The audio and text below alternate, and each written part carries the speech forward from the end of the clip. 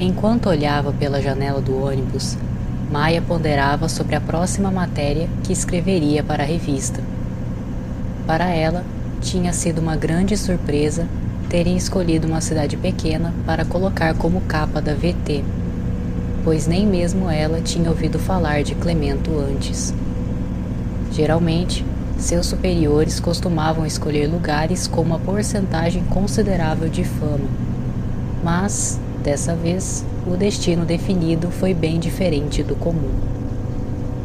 Sentindo um pouco de sono por causa do voo que pegaram horas atrás, a jornalista ajeitou-se no macio banco do ônibus, inclinando um pouco ele em seguida. Ao seu lado, Jason verificava os e-mails da caixa de entrada, lendo um por um e apagando os que eram apenas propagandas. "Você não cansa de fazer isso, Jason?" A ruiva questionou, espreguiçando os braços. "Se eu não manter minha caixa de e-mails organizadas, fico igualzinho um cego no meio do tiroteio", o moreno respondeu. "Mais cego do que você já é?" Ela brincou, referindo-se aos óculos que o rapaz usava. Jason riu de suas palavras. Depois ele desligou o tablet e guardou na mochila. "Admita", ele falou, acomodando-se no banco. "Sem esse cego aqui, você não sairia tão bonita nos vídeos." Em muitas viagens que realizava, Maia quase sempre tinha companhia do moreno, que era não só seu cameraman, mas também um dos editores de vídeo da VT. Além da versão física tradicional, a revista também tinha a versão digital e online, com vídeos gravados que mostravam com bastante qualidade os pontos turísticos das cidades escolhidas. Uma inovação que atraiu ainda mais leitores para a revista. "Tá bom, eu admito. Você consegue pegar os melhores ângulos", ela confessou, após dar uma risada. "Mas mudando de assunto, o que achou da escolha dele ser essa tal cidade chamada Clemento?"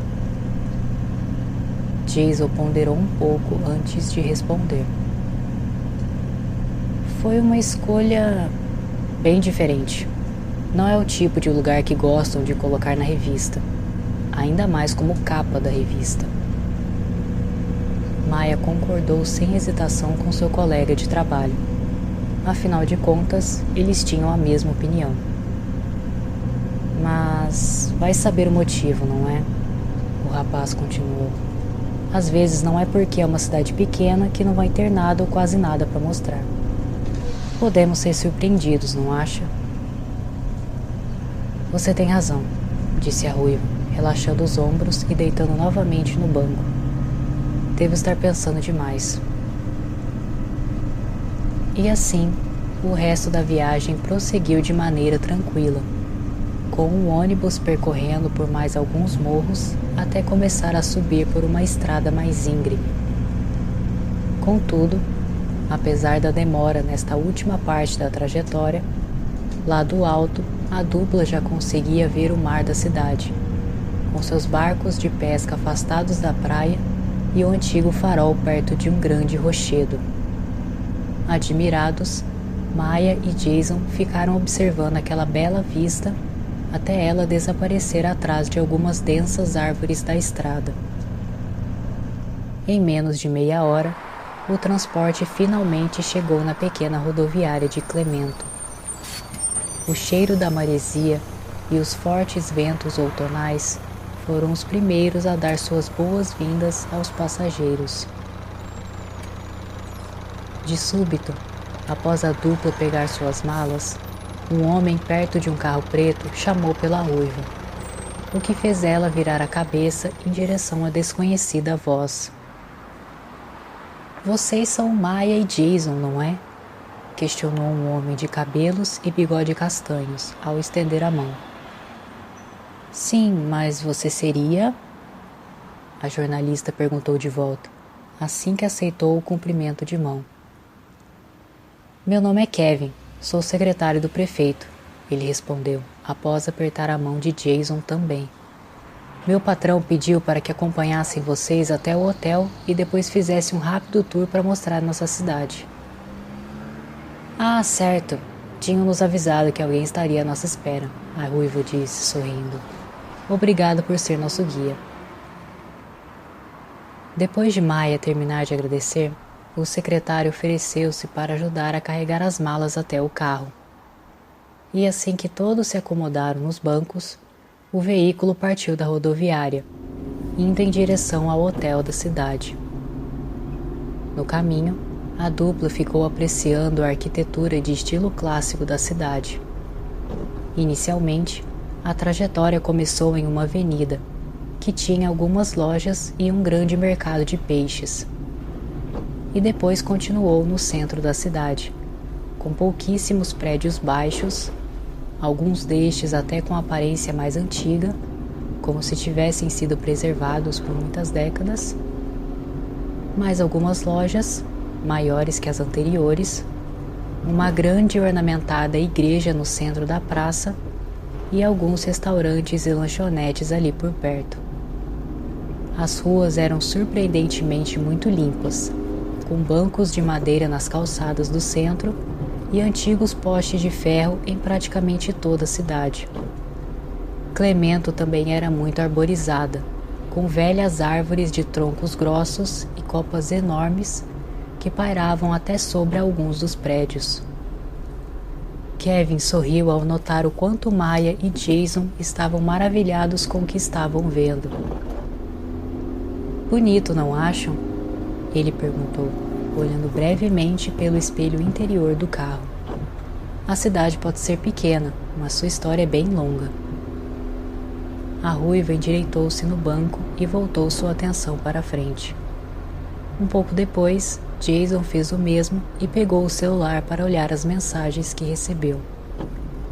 Isso é ainda mais bonito do que imaginei, Maia respondeu.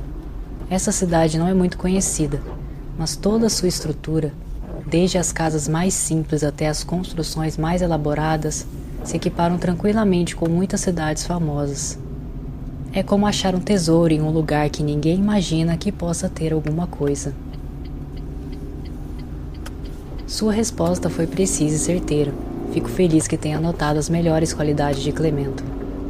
Mas não se afobem ainda. Temos outros lugares da cidade para conhecer. Após guardar o celular, Jason inclinou-se um pouco para a frente. Durante a viagem eu fiz algumas pesquisas sobre a cidade. Ela fará 567 anos agora em dezembro, não é? Sim, exatamente, Kevin respondeu, ao parar atrás de uma faixa de pedestres, devido ao sinal vermelho do semáforo.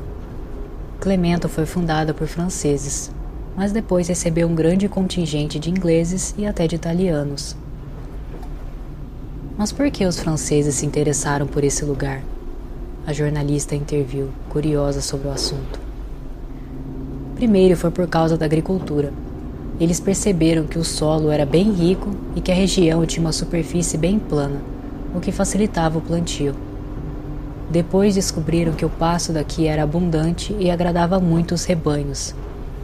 Até aí já dá para dizer que muitas famílias ficaram interessadas e vieram para cá obter lucros.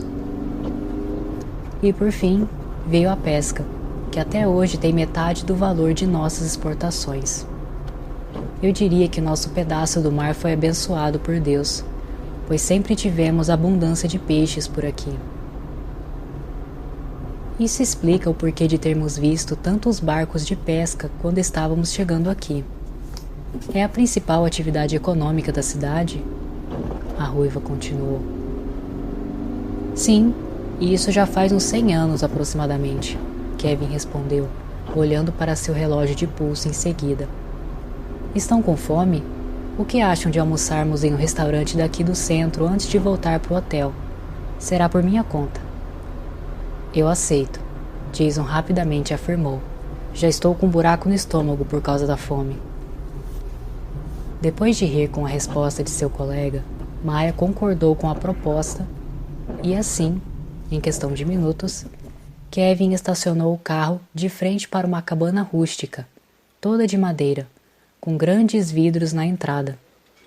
O lugar estava consideravelmente cheio, mas mesmo assim o pequeno grupo conseguiu encontrar uma mesa que ficava ao lado da janela. O aroma dos temperos locais, que incluíam bastante pimenta do reino, limão e páprica, deixavam o restaurante com um ar mais atrativo. Aqui será o primeiro ponto do passeio que vou apresentar para vocês, o secretário falou, após puxar a cadeira para Maya se sentar. Além de ser um dos restaurantes mais antigos da cidade, é um dos mais tradicionais também. Os pratos mais conhecidos acompanham peixes assados, bolinhos de caranguejo e caldo de legumes com pão caseiro. Como sobremesa, recomendo fortemente o merengue de frutas cítricas. No momento que Kevin terminou de falar, um garçom veio até a mesa e entregou um cardápio para cada um deles. Enquanto a dupla ainda ponderava sobre o que escolher, o secretário fez seu pedido primeiro e depois pediu licença para ir ao banheiro. Acompanha arroz e caldo de ervilhas. Vou querer esse peixe à milanesa, Jason comentou, entregando o cardápio. E eu esse caldo de legumes da casa, falou Maya logo em seguida. Assim que o garçom anotou os pedidos e se retirou, o moreno pegou o celular do bolso. Tenho que te mostrar uma coisa que me mandaram quando a gente ainda estava no carro. É sobre um incidente que aconteceu aqui na cidade há uns 6 anos atrás. Foi o Zack que me mandou. Quando Jason acessou o link mandado pelo seu amigo, ele passou o aparelho para a ruiva, que na mesma hora começou a ler a notícia em voz baixa. Menino é encontrado morto na praia. Mesmo com investigações, as autoridades não sabem o que pode ter levado a criança à morte. De súbito, a cadeira que estava diante deles mexeu-se para trás. Kevin sentou-se nela logo depois. Já fizeram os pedidos? Ele questionou, ajeitando a gola da camisa. Sim, o garçom acabou de sair, Jason respondeu, batendo levemente seu tênis contra a bota de Maya. Após tirar os olhos do celular, a ruiva entregou o aparelho para seu colega. Obrigada, Jason, ela respondeu, tentando manter a postura. Depois falo com o Zack. E então, durante essa pausa do almoço, o pequeno grupo ficou conversando sobre a cidade, decidindo sobre os horários do dia seguinte, partes de Clemento que visitariam, ideias para os vídeos, sugestões de outros lugares para comer e assim por diante. Depois de quase 2 horas no restaurante, Kevin recebeu uma ligação do prefeito e na mesma hora avisou seus 2 convidados. Me desculpe, mas meu patrão me ligou e vou precisar resolver o imprevisto agora, ele disse, sentando-se novamente na cadeira. Posso levar vocês até o hotel? Já está tudo reservado. Sim, claro, respondeu Maya, tirando o casaco do banco. Amanhã podemos ver a cidade com mais calma. Após a conta do restaurante ser paga e os 3 saírem em direção ao carro, o secretário deu a partida no veículo e levou a dupla até o hotel da cidade. Quando chegaram, avistaram uma grande construção, cheia de janelas, toda branca e ornamentada, com um pequeno jardim colorido na entrada. Ao parar o carro, Kevin desceu e abriu o porta-malas, ajudando Maya e Jason a levar as bagagens até a recepção do hotel. Em seguida, o secretário despediu-se dos 2. Enquanto Maya estava sentada na cama de seu quarto, penteando os cabelos que tinha acabado de lavar no banho, seu celular começou a tocar. Na tela, apareceu o nome de Zack, o que fez a ruiva atender a ligação sem nenhuma demora. Oi, Zack. Achou o que te pedi? Do outro lado da linha, o amigo de Jason explicou algumas coisas para a jornalista, o que a fez ficar andando de um lado para o outro no quarto, ponderando sobre o que ouvia. Ok, entendi. Vou dar uma olhada no que você me mandou no e-mail. Ela respondeu, sentando-se na beira da cama. Você encontrou alguma coisa sobre esse tal monstro do farol? A resposta que Maya recebeu fez sua testa franzir na hora. Entendi. Obrigada, Zack. Fico te devendo essa. Depois de desligar, a ruiva acessou sua caixa de entrada. Enquanto conferia os links e imagens que o amigo de Jason tinha enviado, ela procurava mais detalhes da suposta criatura do incidente de 6 anos atrás. Quando chegou no último link, o título da página chamou sua atenção, fazendo-a ler o texto todo. Arcano, o fórum de lendas bizarras e relatos anônimos. Tema do dia, Clemento, o lar do medonho monstro dos mares. Confira fotos, vídeos e relatos de testemunhas que viram essa estranha criatura com seus próprios olhos. No final da página, bem no canto inferior, Maya viu a foto de um homem de cabelos pretos, com o rosto borrado, enquanto um símbolo estranho estava sobre seu rosto. Ao lado da imagem, um codinome, e-mail e número de telefone estavam registrados de forma destacada.